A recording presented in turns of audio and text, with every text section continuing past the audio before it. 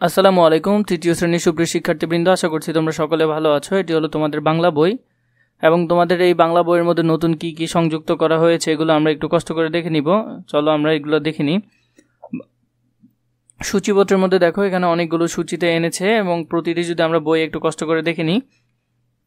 প্রথম যে টপিক সেটি হলো আমাদের কথা। তোমরা এখান থেকে ভালো করে দেখে নিও।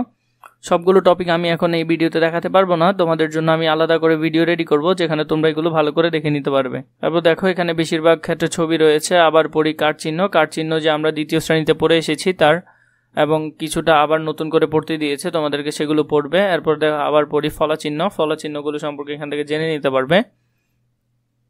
কিছু চিহ্ন রয়েছে, দিক নির্দেশনাগুলো ভালো করে দেখবে। এরপরে একটি গল্প রয়েছে, গল্পটি পড়ে ফেলবে। গল্পের শব্দার্থ এবং কিছু প্রশ্ন পড়বো। আমি হব কাজী নজরুল ইসলাম, কবিতাটিও পড়ে ফেলবে। কবিতার শব্দার্থ প্রশ্ন সব একসাথে পড়ে ফেলবে। 9 রয়েছে ব্যাঙের সাজ, এগুলো একটু দেখে নিও।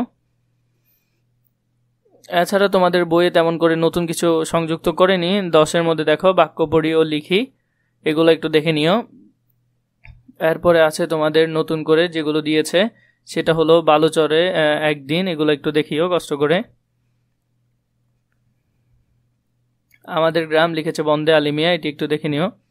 এরপরে এর কিছু প্রশ্ন রয়েছে, নদীর দেশ পার্ট 14তে এটা রয়েছে, এগুলো সম্পর্কে একটু তোমরা ধারণা নিও। এরপরে রয়েছে দেখো পার্ট 15 হার জিতের গল্প, এগুলো একটু দেখে নিও। এরপরে দেখো এরপরে যেটি রয়েছে সেটি হলো হাসি, লিখেছেন রুকনুজ্জামান খান।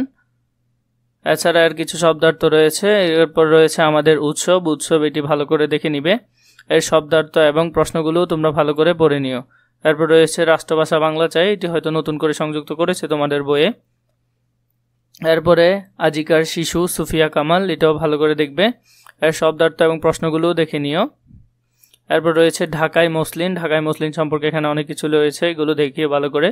হযরত আবু বকর রাদিয়াল্লাহু তাআলা আনহু সম্পর্কে এখানে লেখা রয়েছে, এগুলো তোমরা একটু দেখে নিবে। এরপর একটি কবিতা রয়েছে আমার পণ, এটাও একটু ভালো করে দেখে নিও।